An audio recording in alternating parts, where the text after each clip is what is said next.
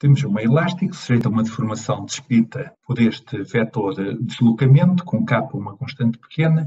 Uma elástica tem inicialmente a forma de um cilindro de secção circular e transforma-se num cilindro de secção elíptica. Pede-se para calcular o volume do cilindro formado, a transformação que um segmento ao longo do eixo dos Y sofre com esta deformação e pede-se ainda para determinar as dimensões do cilindro, designadamente a sua altura, semi-eixo maior e menor, e as direções dos semi-eixos maior e menor do cilindro.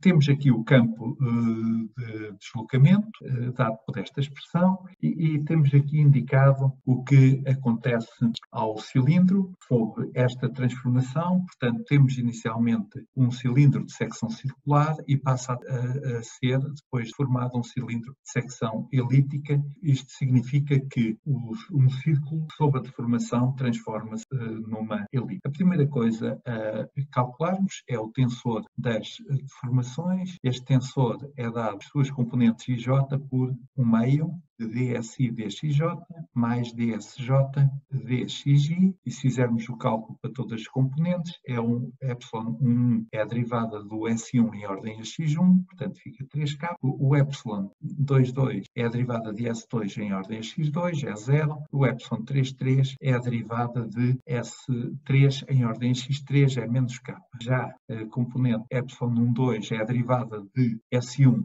que é este termo, em ordem a x2 é 0, mais a derivada de S2, que é este termo, em ordem a x1, que também é 0.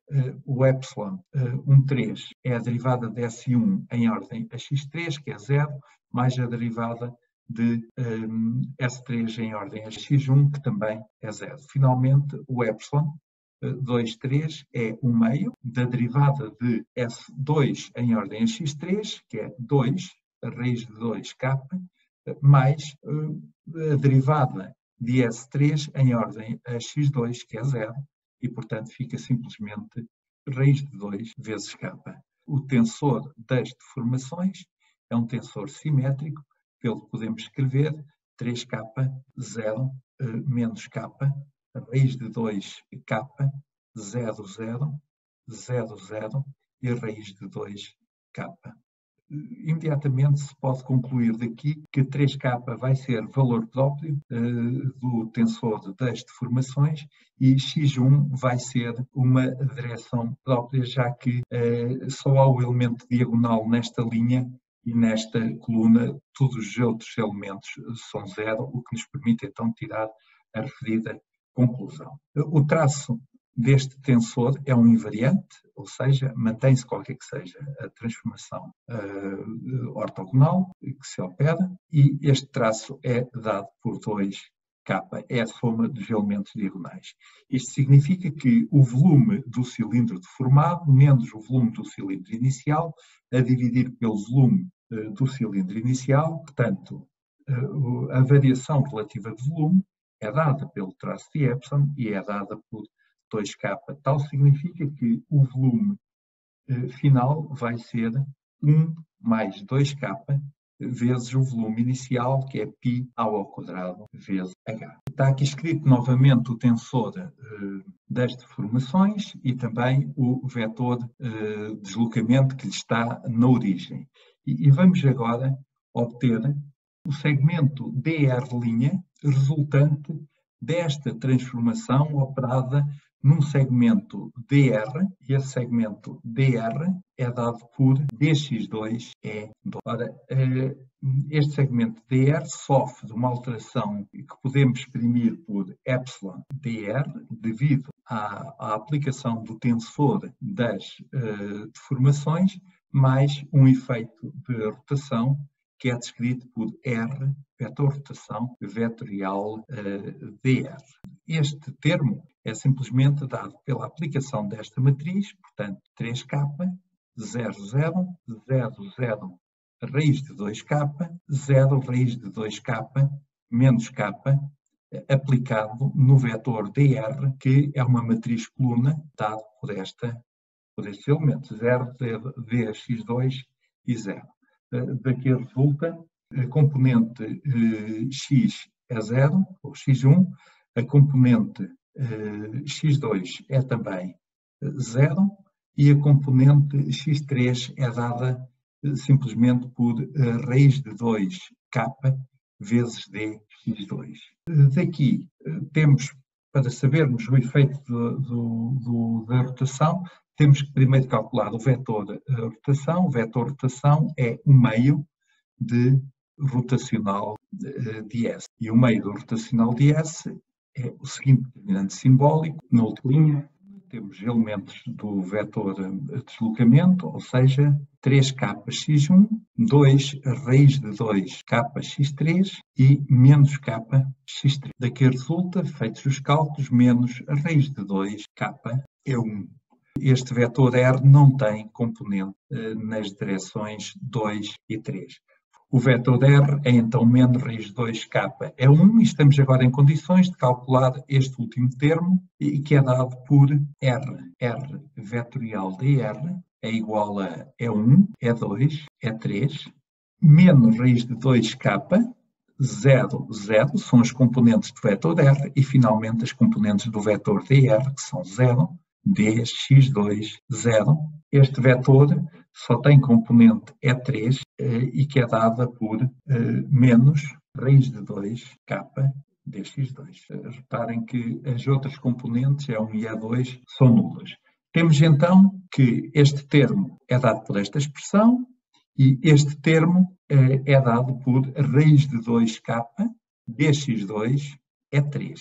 Então o dr' é igual a dr mais este termo, que tem este valor, mais este, que é exatamente o mesmo, só com sinal contrário. Isto significa que este vetor não sofre alteração sob esta transformação. Podíamos chegar diretamente a este resultado aplicando a expressão geral da transformação de dr em dr' e que é dada por dr mais somatório das derivadas de S em ordem a xj vezes dxj somado para todos os x.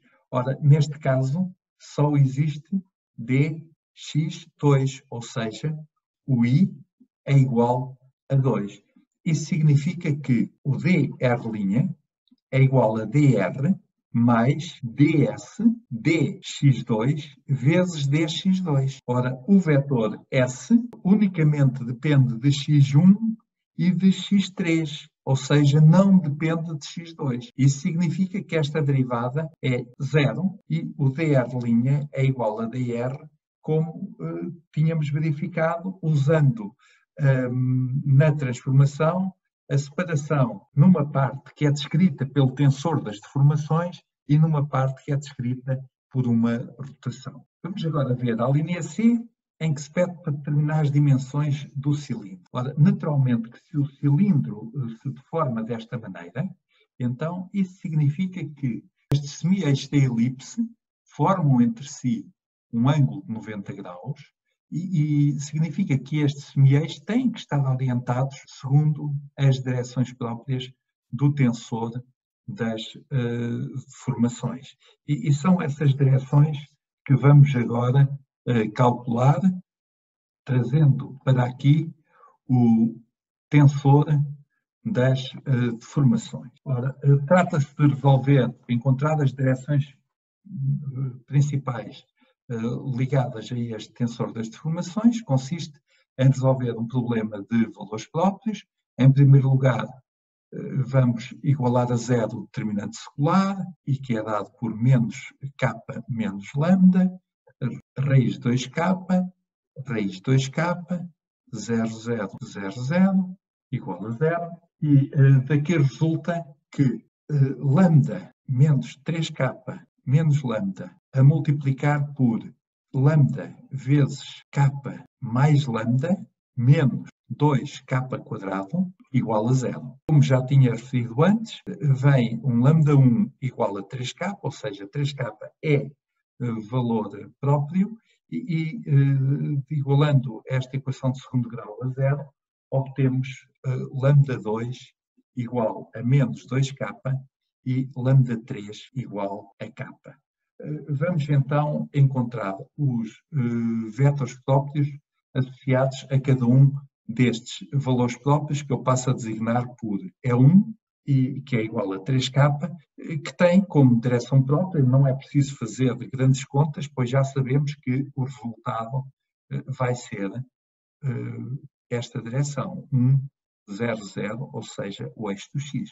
Mas podemos efetivamente fazer a conta, temos que resolver o seguinte sistema de equações: 3K menos 3K vezes x1 mais 0x2 mais 0x3 igual a 0. E esta equação basta para se perceber que 0 vezes x1 igual a 0 e, portanto, o x1 é qualquer e vamos escolher x1 igual a 1 para termos um vetor próprio normalizado. Quanto a y2, o sistema de equações que temos que resolver é então 3K menos 2K, ou seja, mais 2K, vezes x1, mais 0x2 mais 0x3 igual a 0. Daqui resulta imediatamente que o x1 tem que ser igual a 0. As outras duas equações são 2kx2 mais a raiz de 2k x3 igual a 0 e a raiz de 2k x2 menos k menos 2k fica simplesmente k vezes x3 igual a 0. De qualquer destas equações resulta que x3 igual a menos a raiz de 2 x2. Tanto a equação de cima quanto a equação de baixo conduzem exatamente à mesma expressão. É claro que temos então uma indeterminação, precisamos de levantar essa indeterminação usando a condição de normalização. Se usarmos a condição de normalização e mais esta expressão, podemos escrever para o 2 o vetor com os seguintes componentes: 0, 1 sobre raiz de 3 e menos a raiz de 2 sobre 3. Falta ainda encontrar o vetor próprio é 3 igual a k e, naturalmente, que o vetor próprio há de ser perpendicular a este, ou seja, tem de estar no plano x2, x3 e tem que ser também perpendicular ao 2. Ora, para se encontrar um vetor perpendicular a este, não é preciso fazermos mais contas deste género.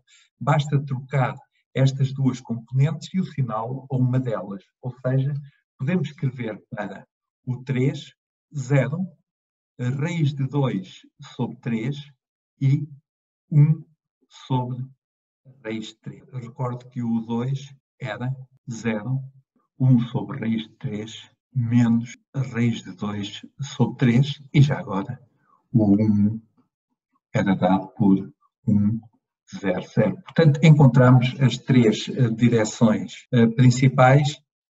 Uma é o eixo do x, as outras duas resultam de uma rotação do sistema de eixo inicial. As direções de U2 e U3 resultam de uma rotação das direções iniciais, x2 e x3, agora para a posição x2, x'2, assim, e x'3, assim. Este ângulo, θ, é o ângulo cuja tangente é menos raiz de 2, o que se pode ver a partir dividindo a terceira componente pela segunda componente.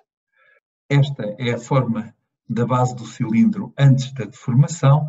Depois da deformação, reparem que ele contrai segundo a direção 2, o valor próprio é negativo, mas segundo a direção 3, ele fica maior. Notem que o ε2 era igual a menos 2K e o ε3 era igual. Na outra dimensão, o cilindro também estica, porque o valor próprio é positivo. Podemos então agora calcular as dimensões dos eixos maior e menor do cilindro e da sua altura. Bom, a altura do cilindro é H' igual a 1 mais ε1 vezes a altura inicial, ou seja, fica 1 mais 3K vezes H. O A', uma dos semi-eixos do cilindro, é 1 mais ε2 vezes A, que é igual a 1 menos 2K vezes A. E o A duas linhas é 1 mais ε3 vezes A, e que é igual a 1 mais K vezes A. Inicialmente, o cilindro tinha volume π ao quadrado vezes H, pois agora vai ter um volume que é π à linha, A duas linhas, vezes H linha. Ou seja, este é o volume de um cilindro de base elíptica. Isto significa que temos π a multiplicar por 1 mais 3K, vezes 1 menos 2K, vezes 1 mais K, a multiplicar por A ao quadrado e H. Se desprezarmos termos ordem K ao quadrado e K ao cubo, e retivermos apenas termos lineares em K, então ficamos com 1 mais 3 menos 2 dá 1 e 1, 2, 1 mais 2K vezes π ao quadrado vezes H. E este resultado já tinha sido obtido na linha A.